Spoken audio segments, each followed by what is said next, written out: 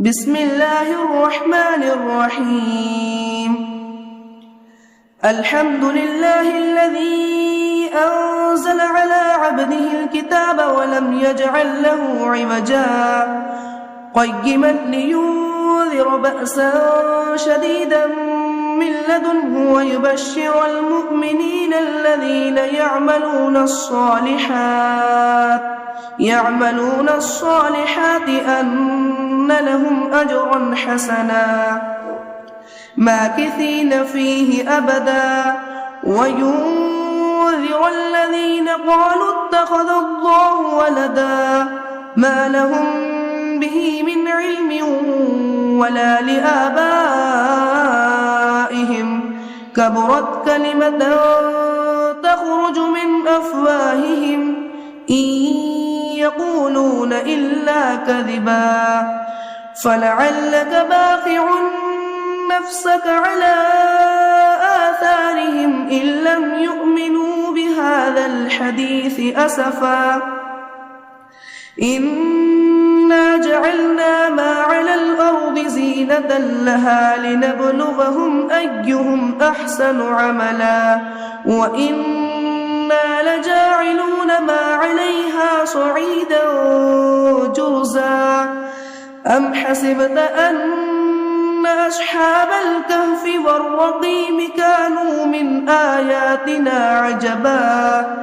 إذ أوى الفتية إلى الكهف فقالوا ربنا آتنا من لدنك رحمة وهيئ لنا من أمرنا رشدا فضربنا على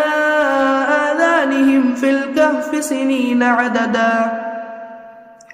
ثم بعثناهم لنعلم أي الحزبين يحصى لما لبثوا أمدا نحن نقص عليك نبأهم بالحق إنهم فتية آمنوا بربهم وزدناهم هدى وربطنا على قلوبهم إذ قاموا فقالوا ربنا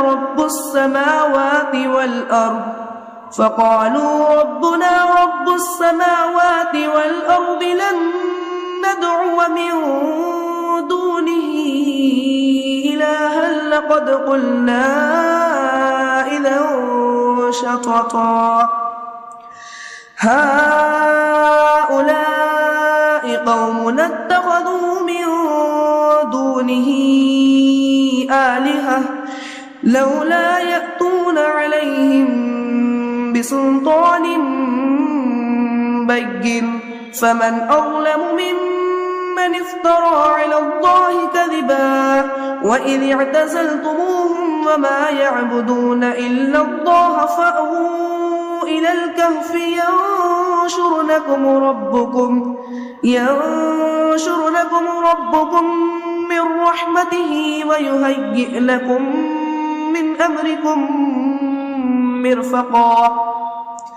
وترى الشمس إذا طلعت تزاور عن كهفهم ذات اليمين وإذا غربت تقرضهم ذات الشمال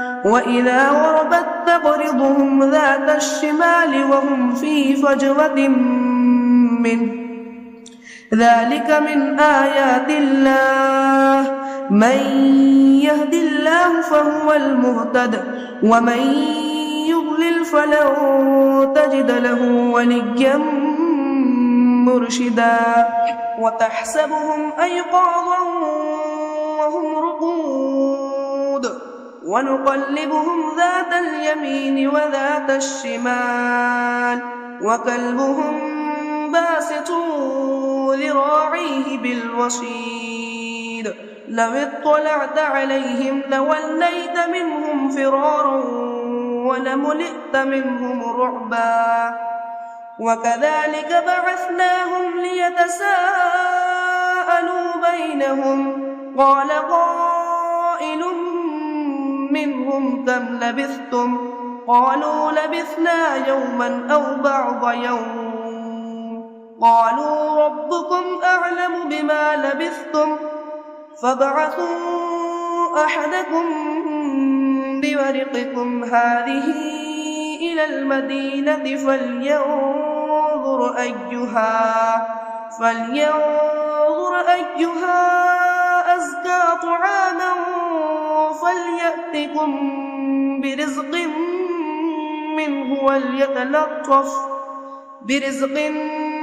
منه وليتلطف ولا يشعرن بكم أحدا إنهم إن يظهروا عليكم يرجموكم أو يعيدوكم في ملتهم ولن تفلحوا إذا أبدا وكذلك أعثرنا عليهم ليعلموا أن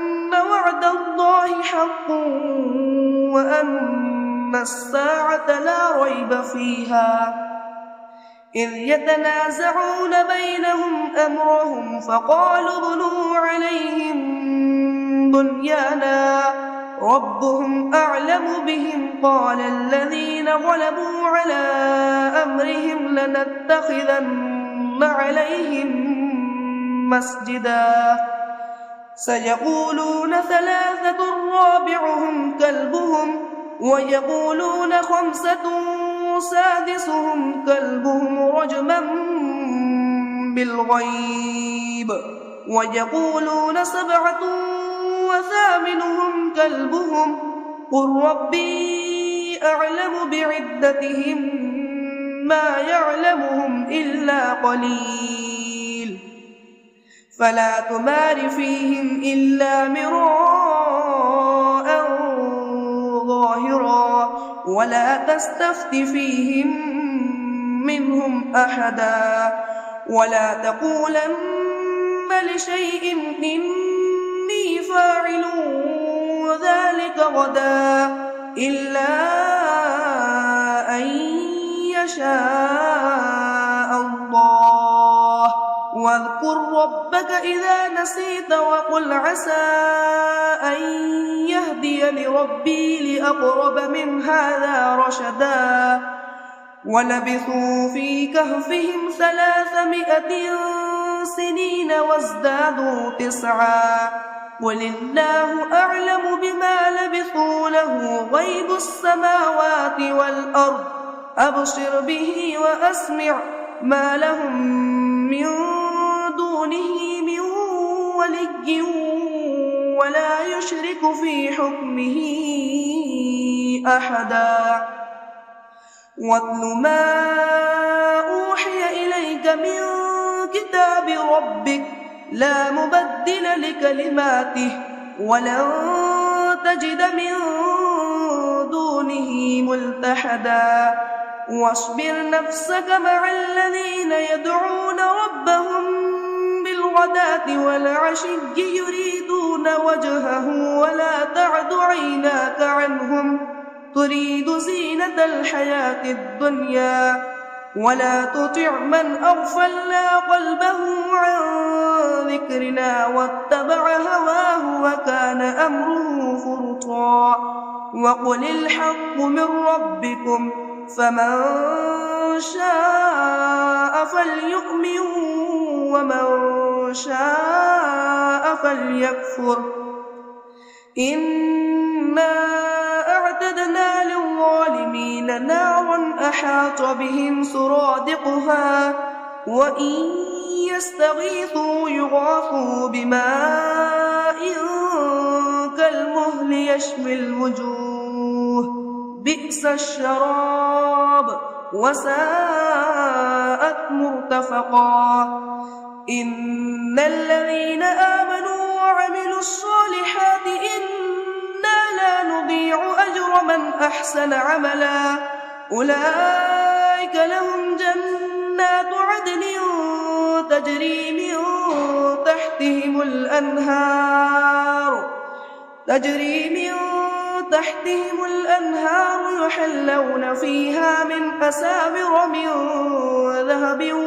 ويلبسون ثيابا خضرا من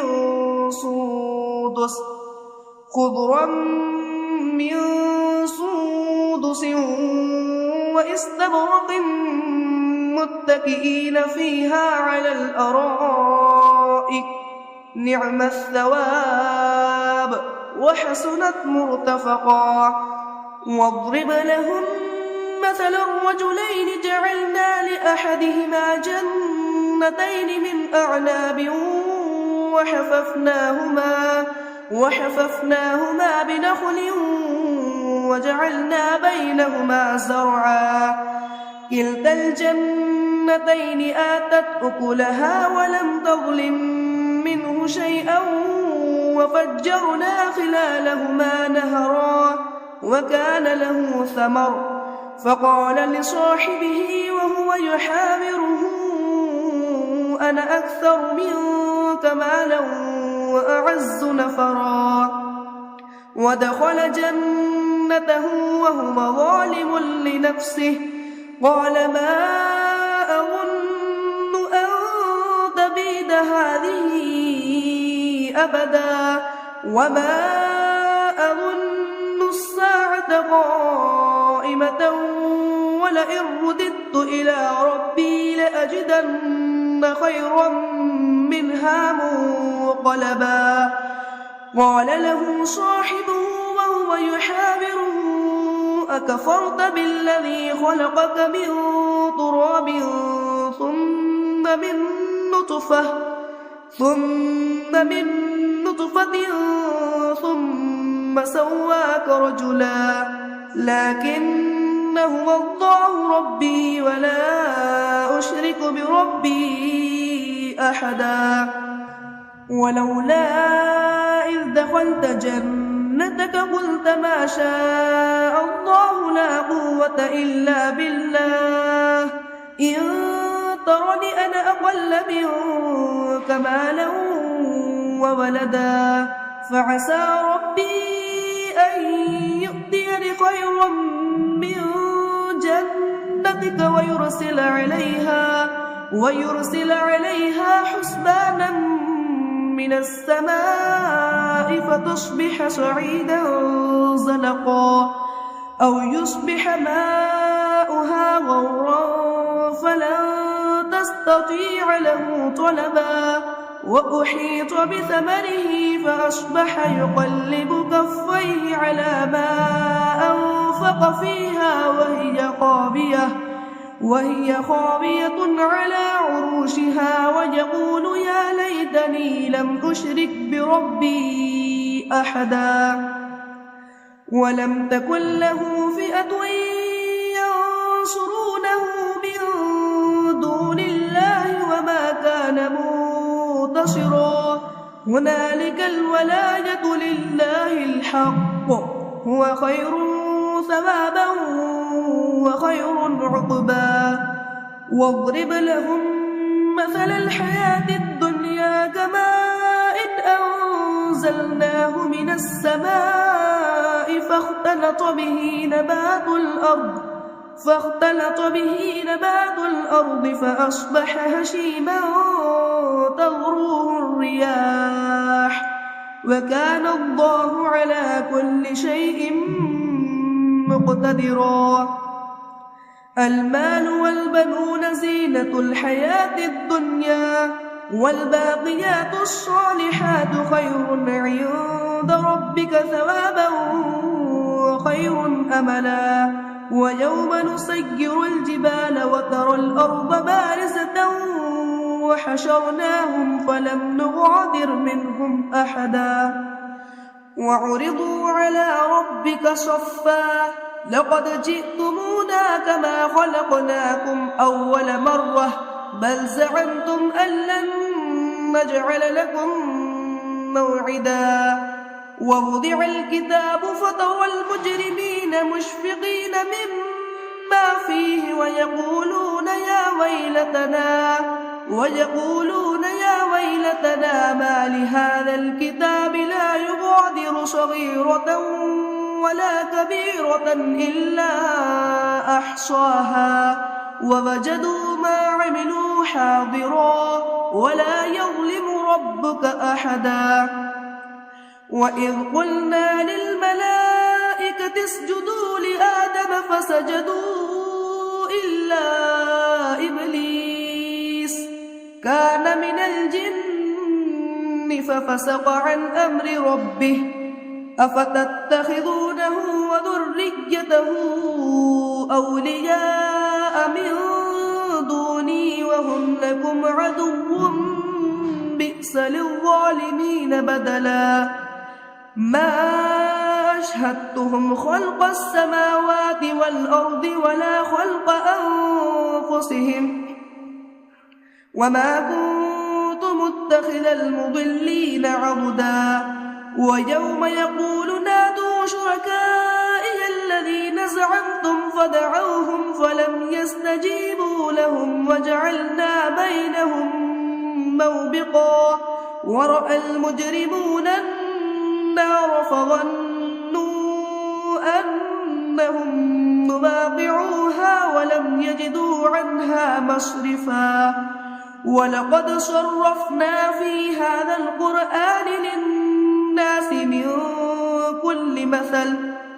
وكان الإنسان أكثر شيء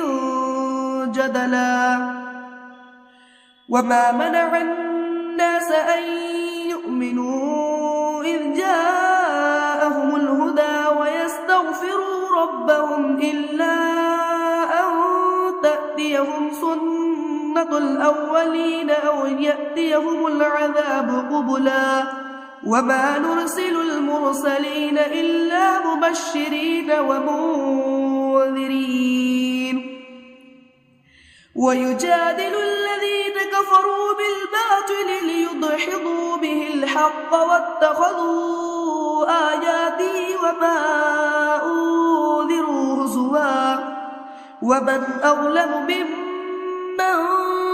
ذكر بآيات ربه فأعرض عنها ونسي ما قدمت يداه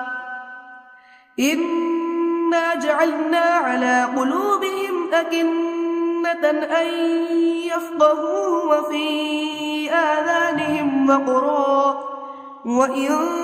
تدعهم إلى الهدى فلن يهتدوا إذن أبدا وربك الغفور ذو الرحمة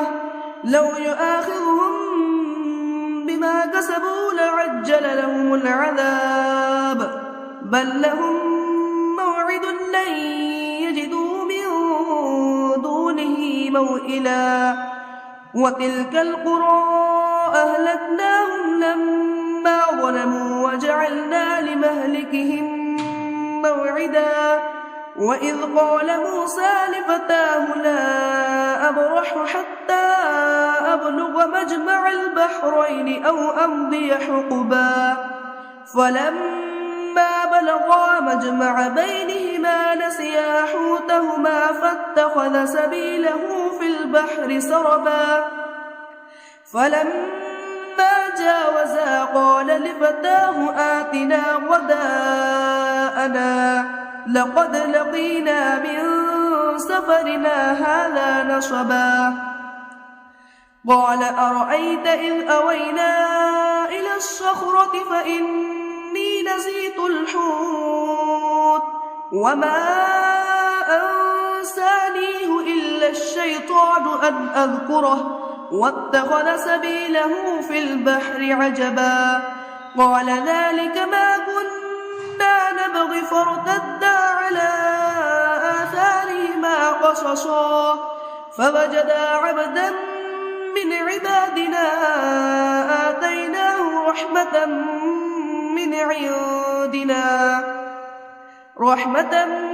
من عندنا وعلمناه من لدنا علما قال له موسى هل أتبعك على أن تعلمني مما علمت رشدا قال إنك لن تستطيع معي صبرا وكيف تصبر على ما لم تحط به خبرا قال ستجدني إن شاء الله صابرا ولا أعصي لك أمرا قال فإن اتبعتني فلا تسألني عن شيء حتى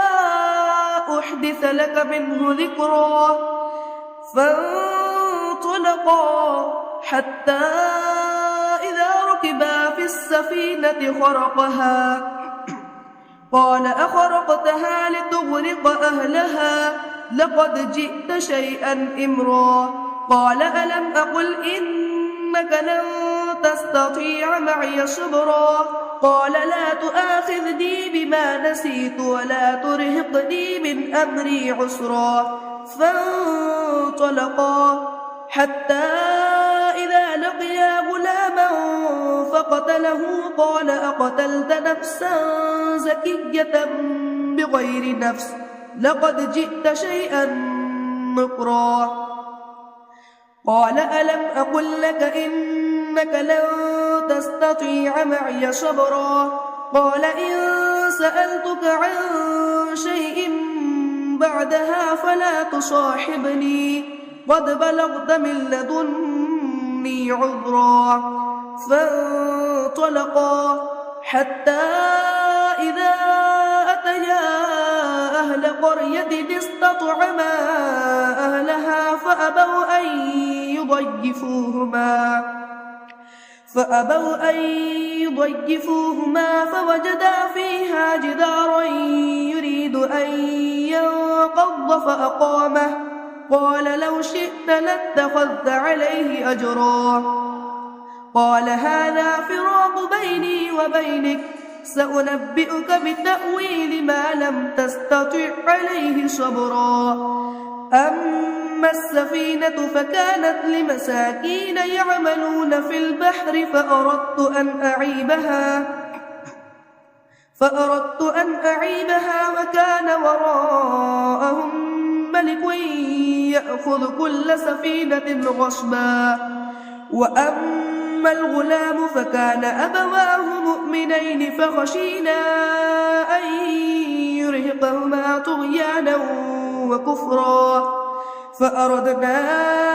أن يبدلهما ربهما خيرا منه زكاة وأقرب رحما وأما الجدار فكان لغلامين يتيمين في المدينة وكان تحته كنز لهما وكان أبوهما صالحا فأراد ربك أن يبلغا أشدهما ويستخرجا كنزهما رحمة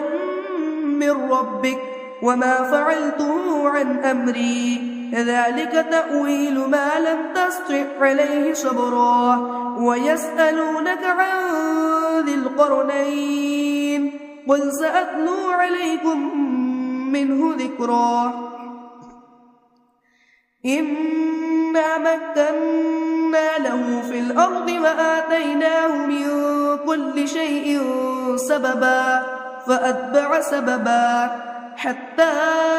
إذا بلغ مغرب الشمس وجدها تغرب في عين حمئة ووجد عندها قوما قلنا يا ذا القرنين إما أن تعذب وإما أن تتخذ فيهم حسنا قال أما من ظلم فسوف نعذبه ثم يرد إلى ربه فيعذبه عذابا نكرا وأما من آمن وعمل صالحا فله جزاء الحسنى وسنقول له من أمرنا يسرا ثم أتبع سببا حتى إذا بلغ مطلع الشمس وجدها تطلع على قوم لم نجعل لهم من